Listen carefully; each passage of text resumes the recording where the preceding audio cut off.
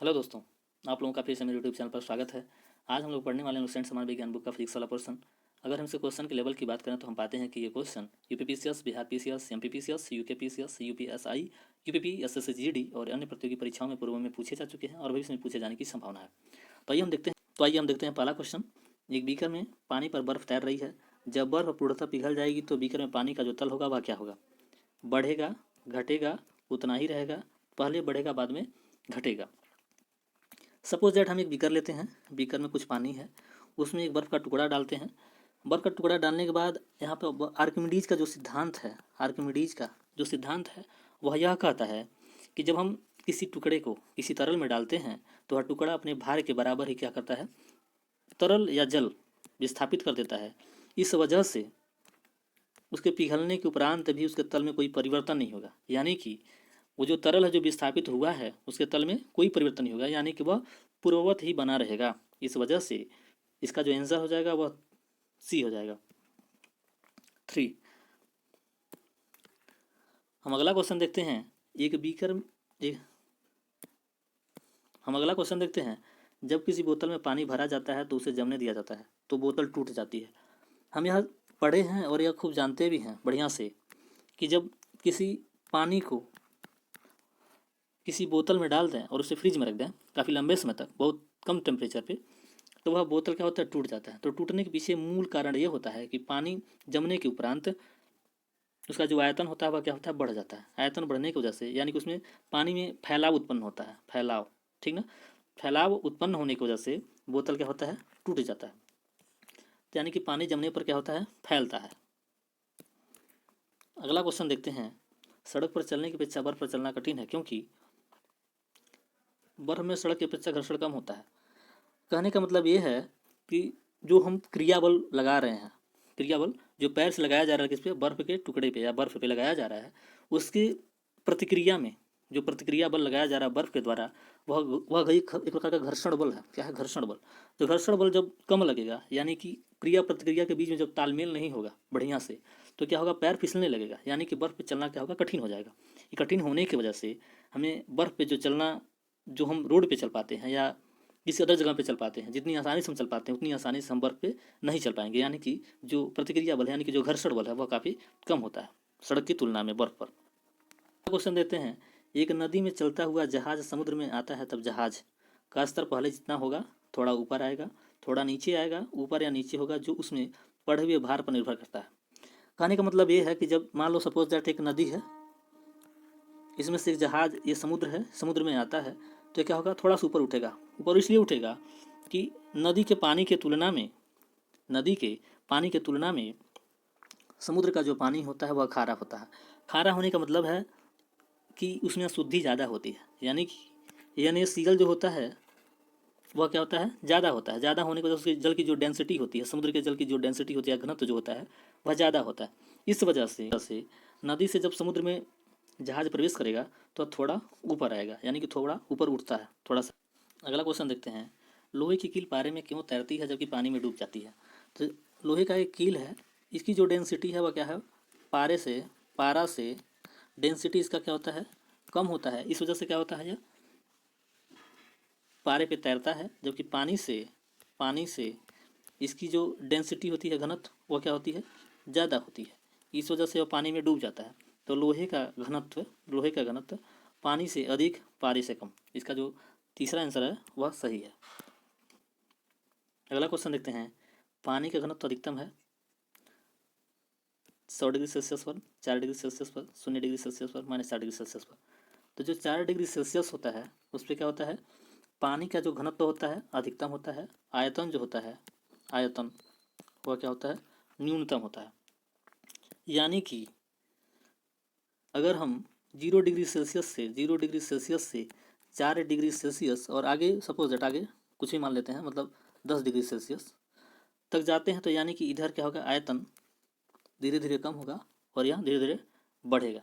यानी कि डेंसिटी जो है 4 डिग्री सेल्सियस पर अधिकतम होगी और जो आयतन है वह न्यूनतम होगा।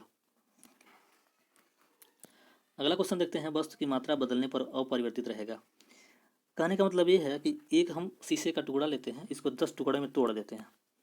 10 टुकड़े में तोड़ने के बाद हम पाते हैं कि इसमें, इसके आकार में, इसकी आकृति में परिवर्तन तो हुआ, लेकिन जो संगठन है, जिस चीज़ से वह बना है, वह उस वैसे ही दिखाई दे रहा है। यानी कि जो संगठन है, यानी कि इसका जो बनावट है, जिस तरह से बना है, यानी कि इसका जो घनत्व है, जैसे इसके कण एक दूसरे के पास पास में है, दूर दूर हैं, जो भी हैं, वह उसका जो घनत्व है वह क्या होगा, अपरिवर्तित रहेगा। यानी कि आयतन, भार, द्रव्यमान, ये सब क्या होगा, परिवर्तित हो जाएगा, जबकि घनत्व जो है वह अपरिवर्तित रहेगा। अगला क्वेश्चन देखते हैं, समुद्र में प्लवन करते आइसबर्ग का कितना भाग समुद्र की सतह के ऊपर रहता है। हम सपोज दैट एक समुद्र है, इसमें पानी है, एक आइसबर्ग यानी कि बर्फ का जो टुकड़ा है, वह उसका जो भार है, ये पूछ रहा है कि इसका जो ऊपरी वाला हिस्सा, जो ये वाला हिस्सा है, वह कितना होगा टोटल हिस्से का जो दिखेगा। तो इसका 1/9 हिस्सा, यानी कि 9 हिस्से का एक हिस्सा जो होता है वह ऊपर होता है, बाकी जो 8 हिस्सा होता है वह पानी के अंदर होता है। अगला क्वेश्चन देखते हैं, बर्फ के दो टुकड़ों में आपस में दबाने पर टुकड़े आपस में चिपक जाते हैं, क्यों। दाब अधिक होने पर बर्फ का गलनांक घट जाता है, दाब अधिक होने पर बर्फ का गलनांक बढ़ जाता है, दाब अधिक होने पर बर्फ का गलनांक पहले घटता है फिर बढ़ता है, दाब व गलनांक में कोई संबंध नहीं है। तो ये जो 3 है वो है गलत, जबकि पहला जो है वह सही है, दाब अधिक होने पर। अगला क्वेश्चन, हवाई जहाज से यात्रा करते समय पेन से स्याही निकलने लगती है, वायु दाब में कमी के कारण, वायु दाब में वृद्धि के कारण, स्याही के आयतन में वृद्धि के कारण, अत्यधिक भार के कारण। तो वायु दाब में कमी के कारण जो होता है, यानी कि जो पहला आंसर है, वह पहला जो विकल्प है वह सही है। कहने का मतलब ये है कि जब हम वायुमंडल में रहते हैं, अपने जो क्षोभ मंडल है उसके अंदर रहते हैं, तो इसका जो वायुमंडलीय जो दाब होता है वह क्या होता है, अधिकतम होता है। क्या होता है, अधिकतम होता है। इस वजह से पेन की जो स्याही होती है वह निकल नहीं पाती। लेकिन जब हम अंतरिक्ष में जाते हैं, यानी कि यात्रा करते हैं, तो वहाँ पे जो जो क्षोभ मंडल में जो दाब होता है उसके तुलना में जो वायुमंडलीय दाब ऊपर होनी चाहिए वह क्या होता है, बहुत कम होता है। बहुत कम होने की वजह से स्याही जो होता है पेन से निकलने लगता है। तो इसका जो आंसर है वह हो जाएगा 1। अगला क्वेश्चन देखते हैं, साबुन के बुलबुले के अंदर का दाब वायुमंडलीय दाब से अधिक होता है, वायुमंडलीय दाब के बराबर होता है, वायुमंडलीय दाब से कम होता है, वायुमंडलीय दाब का आधा होता है। तो वायु जो साबुन का जो बुलबुला होता है उसका, उसके अंदर की साबुन का बुलबुला जो है, ये बाहरी जो वायुमंडलीय दाब है, क्या है, वायुमंडलीय दाब या अंदर का दाब जो है, यहाँ क्या होगा, अधिकतम होगा। किसके तुलना में, तो वायुमंडलीय दाब की तुलना में। इस वजह से यह एक कंसिस्टेंसी बना के रहता है, कुछ समय तक टिका रहता है। यानी कि इसका आंसर जो होगा, साबुन के बुलबुले के अंदर का जो दाब होगा वायुमंडलीय दाब से क्या होगा, अधिक होगा। वायु दाब मापी की रीडिंग की अचानक गिरावट इस बात का संकेत है कि, वायु दाब मापी की रीडिंग में अचानक गिरावट इस बात का संकेत है कि मौसम स्थिर व शांत होगा, वर्षायुक्त होगा, ठंडा होगा, तूफानी होगा। तो इसका आंसर 4 हो जाएगा, यानी कि मौसम तूफानी होगा। अगला क्वेश्चन देखते हैं, प्रेशर कुकर में खाना जल्दी पकता है क्योंकि अधिक दाब पर पानी कम तापक्रम पर उबलने लगता है। ये गलत है। अधिक दाब पर पानी अधिक तापक्रम पर उबलने लगता है, यह है सही। बाकी ये जो शीर्ष जो है वह क्या है, रॉन्ग है। इसका कहने का मतलब ये है कि अगर हम प्रेशर कुकर को बंद कर दें, सपोज दैट एक प्रेशर कुकर है और इसमें एक सीटी लगा हुआ है, ठीक, इसमें हम हीट जनरेट कर रहे हैं, इसको बंद करने के बाद इसका जो वायुमंडलीय दाब होगा उसके तुलना में अंदर का जो दाब होगा वह क्या होगा, अधिकतम होगा। और अधिकतम होने की वजह से वह जल्दी उबलेगा नहीं, यानी कि अधिक टेम्परेचर होने के बाद ही उबलना क्या होगा, प्रारंभ होगा। और जब अधिक टेम्परेचर होगा तो खाना जल्दी से पक जाएगा। तो अधिक दाब पर पानी अधिक तापक्रम पर उबलने लगता है। इसका दूसरा आंसर सही है। अगला क्वेश्चन देखते हैं, हाइड्रोजन से भरा रबड़ का गुब्बारा वायु में ऊपर जाकर फट जाता है क्योंकि, जो अगर हम एक गुब्बारा बैलून लेते हैं, इसमें कुछ हवा भर देते हैं, भरने के बाद इसे हम छोड़ते हैं और यह अंतरिक्ष में जाता है, उसमें होगा क्या, अंतरिक्ष में जाने के बाद जो वायुमंडलीय दाब होगा इसके अंदर के दाब की तुलना में बहुत ही कम हो जाएगा। जब बहुत कम होगा तो यह फैलने की कोशिश करेगा, कौन, गुब्बारा। गुब्बारा जब फैलेगा तो फैलने के चक्कर में इसका सर्वनाश हो जाएगा, यानी कि यह फट जाएगा। अगला क्वेश्चन देखते हैं, सूर्य में निरंतर ऊर्जा का सृजन किस कारण से होता है। हम लोग पढ़े हैं, एक नाभिकीय विखंडन, एक पढ़ते हैं नाभिकीय संलयन। नाभिकीय संलयन, नाभिकीय जो संलयन की जो प्रक्रिया होती है उसमें दो हाइड्रोजन के परमाणु मिलकर के एक हीलियम का नाभिक बनाते हैं। जो ये बनने की प्रक्रिया होती है, इसी को हम नाभिकीय संलयन कहते हैं और यही प्रक्रिया सूर्य में भी निरंतर होती रहती है। तो सूर्य में निरंतर ऊर्जा का सृजन जो होता है वह नाभिकीय संलयन की वजह से होता है। घड़ी में कौन सी ऊर्जा होती है? गतिज ऊर्जा, स्थितिज ऊर्जा, यांत्रिक ऊर्जा, संचित ऊर्जा। चाबी भरी घड़ी में कौन सी ऊर्जा होती है? तो इसमें होती है स्थितिज ऊर्जा, यानी कि स्थितिज ऊर्जा जो होती है वह क्या होती है?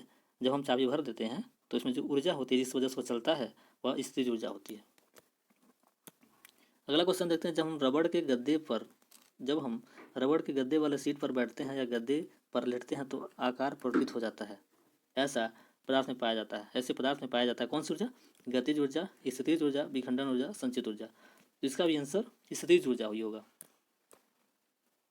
अगला क्वेश्चन देखते हैं, निम्नलिखित में से इसमें गतिज ऊर्जा नहीं है। चलती हुई गाड़ी में इसमें है, बहती हुई पानी में इसमें भी है, चलता हथौड़ा इसमें भी है, खींचा हुआ जो धनुष है उसमें क्या है? गतिज ऊर्जा नहीं है, बाकी तीनों में है। अगला क्वेश्चन देखते हैं, जब एक चल वस्तु की गति दुगुनी हो जाती है तो उसकी गतिज ऊर्जा क्या होगी? यानी कि हम क्वेश्चन पढ़ एक हम लोग फार्मूला पढ़े हैं K बराबर 1/2m/v²। यह क्या है? गतिज ऊर्जा का फार्मूला है। इसमें यह कहा जा रहा है कि v बराबर 2v कर दें, ठीक, यानी कि v 2 गुना हो जाए। v क्या है? 2 गुना हो जाए। इसमें कहने का मतलब है v 2v हो जाए, यानी कि वेग 2 गुना हो जाए तब उसमें गतिज ऊर्जा में क्या परिवर्तन होगा। तो हम देखने की कोशिश ये करते हैं कि k डैश बराबर 1/2m/2v टोटल का स्क्वायर अगर हम करते हैं तो अगला स्टेप जो होगा k बराबर 1/2m/4v², यानी कि k बराबर 4 इंटू 1/2 k डैश बराबर 4 इंटू 1/2 m/v², ठीक, m/v², यानी कि हम इसके बराबर k डैश बराबर 4 इंटू k लिख सकते हैं, यानी कि गतिज ऊर्जा जो होगी वह क्या होगी? चौगुनी हो जाएगी। अगला क्वेश्चन देखते हैं, निम्नलिखित में से कौन सा नियम इस तथ्य को बैठा रहा था कि द्रव का न तो सृजन किया जा सकता है और न ही विनाश। तो ऊर्जा संरक्षण का जो नियम है वह यह कहता है कि ऊर्जा का न सृजन किया जा सकता है और न ही विनाश।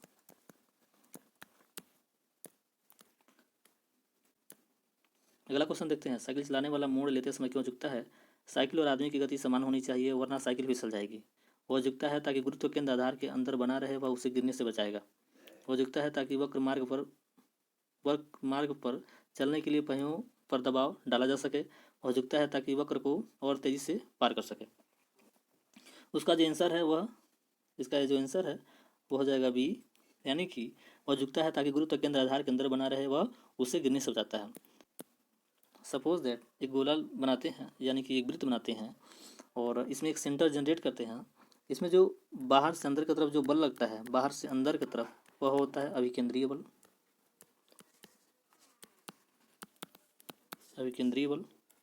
जो अंदर से बाहर की तरफ लगता है वह होता है अपकेंद्रीय बल, ठीक। तो इस अभिकेंद्रीय बल की वजह से ही साइकिल चलाने वाला मोड़ लेते समय झुकता है, यानी कि जो दूसरा आंसर है जिसका सही आंसर है। अगला क्वेश्चन देखते हैं, दूध से क्रीम निकालने वाले में कौन सा बल लगता है? अपकेंद्रीय बल, अभिकेंद्रीय बल, उपकेंद्रीय बल, बाह्य बल। तो दूध से क्रीम निकालने में अपकेंद्रीय बल लगता है, जबकि एक वृत्तीय मार्ग पे, एक वक्र मार्ग पे साइकिल चलाने में अभिकेंद्रीय बल लगता है। यही जो अपकेंद्रीय बल है वह वॉशिंग मशीन में भी लगता है। वॉशिंग मशीन में भी अभिकेंद्रीय नहीं बल्कि अपकेंद्रीय बल ही कार्य करता है। और अभिकेंद्रीय बल जो मोड़ पे गाड़ियाँ मुड़ती हैं बहुत तीव्र गति से, उसमें अभिकेंद्रीय बल लगता है। अगला क्वेश्चन देखते हैं, जब एक पत्थर को चांद की सतह से पृथ्वी पर लाया जाता है तो इसका द्रव्यमान बदल जाएगा, ये गलत है। उसका भार बदल जाएगा परंतु द्रव्यमान नहीं, ये सही है। भार और द्रव्यमान दोनों बदल जाएंगे, ये गलत है। न द्रव्यमान न ही भार बदलेंगे। कहने का मतलब ये है कि जी का जो मान होता है पृथ्वी पर वह 9.8 होता है, या कभी कभी 10 भी मान लिया जाता है, 10 मीटर प्रति सेकंड स्क्वायर। क्या है? जी गुरुत्वीय त्वरण है। जबकि चंद्रमा पर जो जी का मान होता है वह पृथ्वी के जी का 1/6 होता है। इस वजह से भार परिवर्तित हो जाएगा, जबकि द्रव्यमान जो है वह अपरिवर्तित रहेगा। अगला क्वेश्चन देखते हैं, एक लिफ्ट में किसी व्यक्ति का प्रत्यक्ष भार वास्तविक भार से कम होता है जब लिफ्ट जा रही हो। त्वरण के साथ नीचे, त्वरण के साथ ऊपर, समान गति के साथ ऊपर, समान गति के साथ नीचे। तो त्वरण के साथ जब नीचे जाएगा उस स्थिति में क्या होगा, आभासी भार बराबर वास्तविक भार एम इंटू जी माइनस जो लिफ्ट द्वारा जो व्यक्ति पर बल लगाया जा रहा है एम इंटू ए, वह क्या हो जाएगा, इसमें से घटा देंगे तो इस स्थिति में आभासी भार बहुत ही वास्तविक भार से क्या है, कम होगा। यहाँ पे आभासी भार प्रत्यक्ष भार है जो दिख रहा है सामने। अगला क्वेश्चन देखते हैं, पृथ्वी गुरुत्वाकर्षण का कितना भाग चंद्रमा के गुरुत्वाकर्षण से सबसे नजदीक है। हम अभी कुछ टाइम पहले देखे हैं पृथ्वी का जो जी का वैल्यू होता है वह कभी कभी 10 मीटर प्रति सेकंड स्क्वायर मानते हैं, कभी कभी 9.8 मीटर प्रति सेकंड स्क्वायर मानते हैं, क्या है। और वहीं हम चल रहे हैं वह जी बराबर पृथ्वी के जी का 1/6 होता है, पृथ्वी का 1/6 होता है। अगला क्वेश्चन देखते हैं, लोलक की कालावधि टाइम पीरियड किस पर निर्भर करता है। द्रव्यमान के ऊपर निर्भर करता है, लंबाई के ऊपर निर्भर करता है, समय के ऊपर निर्भर करता है, तापमान के ऊपर निर्भर करता है। तो हम लोग पढ़े हैं लोलक की कालावधि बराबर यानी कि टी बराबर 2π√L/g। ये क्या है, लोलक की कालावधि है यानी कि आवर्तकाल है। यानी कि इससे पता चला इस फार्मूले से देखने के बाद लोलक की जो कालावधि होगी वह क्या है, लंबाई के ऊपर क्या है, निर्भर करेगी। अगला क्वेश्चन देखते हैं, लोलक घड़ियाँ गर्मी में क्यों सुस्त हो जाती हैं। तो हम लोग अभी पिछले क्वेश्चन में देखे हैं टी बराबर 2π√L/g। शुष्क काल में जल का जो मान होता है वह क्या होता है, बढ़ जाता है। इस वजह से क्या होती है, इसकी आवर्तकाल जो होती है यानी कि उसकी जो सुस्तपना है वह, उसका आवर्तकाल जो है वह क्या होता है, बढ़ जाता है। यानी कि जल पर निर्भर करता है। लोलक की लंबाई बढ़ जाती है जिससे इसकी दोलन में लगा हुआ समय बढ़ जाता है। अगला क्वेश्चन देखते हैं, वर्षा की बूंद गोलाकार होती है पृष्ठ तनाव के कारण, वायु के वातावरणीय घर्षण के कारण, गोल पृथ्वी के गुरुत्व के कारण, वर्षा जल की श्यानता के कारण। तो इसमें जो आंसर है वह क्या है, पृष्ठ तनाव। पृष्ठ तनाव से मतलब ये है कि कोई भी द्रव अपनी न्यूनतम अवस्था घेरने की कोशिश करती है, अपने को खूब संकुचित करती है। जो संकुचन में जो तनाव बल लगता है उसी को हम लोग पृष्ठ तनाव कहते हैं। पृष्ठ तनाव की वजह से ही जो वर्षा की जो बूंद होती है क्या होती है, गोलाकार होती है। श्यानता की इकाई या मात्रक न्यूटन सेकंड प्रति वर्ग मीटर या पाइज पास्कल न्यूटन प्रति वर्ग मीटर। न्यूटन होता है बल का मात्रक होता है, पास्कल दाब का मात्रक होता है, और न्यूटन सेकंड प्रति वर्ग मीटर जो होता है वो होता है श्यानता की इकाई होता है। यानी कि फॉर आंसर इसका सही है। अगला क्वेश्चन देखते हैं, उत्प्लावकता से संबंधित वैज्ञानिक हैं Archimedes, Newton, Louis Pasteur, madam Curie. तो आर्किमिडीज का जो सिद्धांत है वह उत्प्लावकता से संबंधित है, यानी कि आर्किमिडीज ने ही उत्प्लावकता का सिद्धांत दिया था। आर्किमिडीज ने कहा था कि जब किसी पदार्थ को हम किसी तरल में डालते हैं तो अपने भार के बराबर क्या होता है, वह तरल विस्थापित कर देता है। अगला क्वेश्चन देखते हैं, महान वैज्ञानिक आर्किमिडीज से संबंधित थे किस देश से। जर्मनी से, ब्रिटेन से, अमेरिका से, ग्रीस से। इनका जो संबंध था वह ग्रीस से था। अगला क्वेश्चन देखते हैं, ध्वनि तरंगों की प्रकृति होती है अनुप्रस्थ, अनुदैर्ध्य, विद्युत चुंबकीय और प्रगामी। तो इसकी जो प्रकृति होती है वह अनुदैर्ध्य होती है। अगला क्वेश्चन देखते हैं, अपने उड़ान पथ में अवरोधकों की पहचान के लिए चमगादड़ निम्नलिखित तरंगों में से कौन सी एक तरंग का उपयोग करते हैं। अवरक्त तरंगे, विद्युत चुंबकीय तरंगे, रेडियो तरंगे, पराश्रव्य तरंगे। तो इसका जो आंसर होगा वह होगा पराश्रव्य तरंग, यानी कि 20,000 हर्ट्ज से ऊपर की जो आवृत्ति की जो तरंग होती है उसे हम कहते हैं पराश्रव्य तरंग। पराश्रव्य जो तरंगें होती हैं वह चमगादड़ के द्वारा और अन्य चीज़ें जो होती हैं जैसे कुत्ता वगैरह जो सुनने में जो सक्षम होते हैं वह पराश्रव्य तरंगों को सुन सकते हैं। चमगादड़ भी इसका अनुभव कर सकते हैं, यानी कि कुछ जीव जंतु इसके अनुभव करने में सक्षम होते हैं जबकि मानव नहीं कर पाता है। तो इसका जो आंसर होगा वह पराश्रव्य तरंग होगा। अगला क्वेश्चन देखते हैं, पराश्रव्य वे ध्वनियाँ होती हैं जिनकी आवृत्ति होती है तो 20,000 हर्ट्ज से अधिक, 10,000 हर्ट्ज से अधिक, 1,000 हर्ट्ज से अधिक, 500 हर्ट्ज से अधिक। तो इसका जो आंसर है हम लोग अभी देखे हैं 20,000 हर्ट्ज से अधिक। अगला क्वेश्चन देखते हैं, ध्वनि तरंगें लंबवत अनुदैर्ध्य होती हैं, तिर्यक या तिरछी, आंशिक लंबवत आंशिक तिर्यक, कभी कभी लंबवत कभी कभी तिर्यक। इसका जो आंसर होगा वह लंबवत हो जाएगा, यानी कि अनुदैर्ध्य हो जाएगा। देखते हैं, श्रव्य परिसर में ध्वनि तरंगों की आवृत्ति क्या होती है। 20 हर्ट्ज से 20,000 हर्ट्ज, 0.5 हर्ट्ज से 5 हर्ट्ज, 1 हर्ट्ज से 10 हर्ट्ज, 20,000 हर्ट्ज से 40,000 हर्ट्ज। तो इसका जो आंसर होगा वह 1 होगा, यानी कि हम लोग जो सुन सकते हैं, जिस ध्वनि को सुन सकते हैं, जिस आवृत्ति परास की ध्वनि को सुन सकते हैं, वह होता है 20 हर्ट्ज लेकर के 20,000 हर्ट्ज। अगला क्वेश्चन देखते हैं, वायु में ध्वनि की चाल 320 मीटर प्रति सेकंड, 320 नहीं बल्कि 332 मीटर प्रति सेकंड है। ठीक, यदि दाब बढ़ाकर दोगुनी कर दिया तो ध्वनि की चाल जो होगी वह क्या होगी? 664 मीटर प्रति सेकंड, 100 मीटर प्रति सेकंड, 332 मीटर प्रति सेकंड, 160 मीटर प्रति सेकंड। तो हम ये जानते हैं कि दाब बढ़ाने की वजह से ध्वनि की चाल में कोई परिवर्तन नहीं होगा, बल्कि ध्वनि की चाल जो होगी वह पूर्ववत बनी रहेगी, यानी कि पहले अपने पूर्व की स्थिति में ही बनी रहेगी। इस वजह से इसकी जो चाल होगी वह 332 मीटर प्रति सेकंड ही होगी, यानी कि ध्वनि के चाल में दाब का कोई विशेष प्रभाव नहीं पड़ता है। ध्वनि की चाल अधिकतम होती है वायु में, निर्वात में, जल में, इस्पात में। हम लोग जानते हैं कि जो ध्वनि की चाल होती है वह ज़्यादा घनत्व जिस चीज़ का होता है, जिस चीज़ का डेंसिटी बहुत ज़्यादा होती है, घनत्व बहुत ज़्यादा होता है, उस चीज़ में उसकी क्या होती है, ध्वनि की जो चाल होती है वह अधिकतम होती है। तो मैं देख रहा, हमें चारों पढ़ने के बाद ये समझ आ रहा है कि इस्पात की जो डेंसिटी होगी वह ज़्यादा होगी, किसके तुलना में? वायु की तुलना में, निर्वात की तुलना में, जल में, और इस्पात, इन तीनों की तुलना में इस्पात में क्या होगी? ध्वनि की चाल अधिकतम होगी। अगर हम हायरार्की में देखें, इस्पात में पहले नंबर पे, जल में दूसरे नंबर पे, वायु में तीसरे नंबर पे, निर्वात में चौथे नंबर पे, यानी कि सबसे जो कम गति होगी वह निर्वात में होगी। हालांकि निर्वात में ध्वनि की जो चाल होती है वह शून्य होती है, ध्वनि की चाल शून्य के बराबर होती है, यानी कि ध्वनि की चाल ध्वनि में सुनाई नहीं देती है। अगला क्वेश्चन देखते हैं, वायु में ध्वनि का वेग लगभग 332 मीटर प्रति सेकंड, 320 मीटर प्रति सेकंड, 232 मीटर प्रति सेकंड, 110 मीटर प्रति सेकंड। तो हम लोग खूब पढ़े हैं कि वायु में जो ध्वनि का वेग होता है वह सामान्यतः 332 मीटर प्रति सेकंड ही होता है। अगला क्वेश्चन देखते हैं, 100 डेसिबल का शोर स्तर निम्न में से किसके संगत होगा? ठीक चुनी जा सकने वाली ध्वनि, साधारण वार्तालाप, गली के शोरगुल की आवाज़, मशीन की दुकान से आने वाली शोरगुल। इसका जो आंसर होगा वह मशीन की दुकान से आने वाला शोरगुल होता है। वहीं WHO बराबर, यानी कि वर्ल्ड हेल्थ ऑर्गेनाइजेशन के द्वारा यह प्रमाणित किया गया है कि 45 डेसिबल की जो ध्वनि होती है वह क्या होती है? स्वास्थ्य के लिए लाभदायक होती है, यानी कि इससे ज़्यादा अगर ध्वनि होता है तो वह फिर हानिकारक होने लगेगा।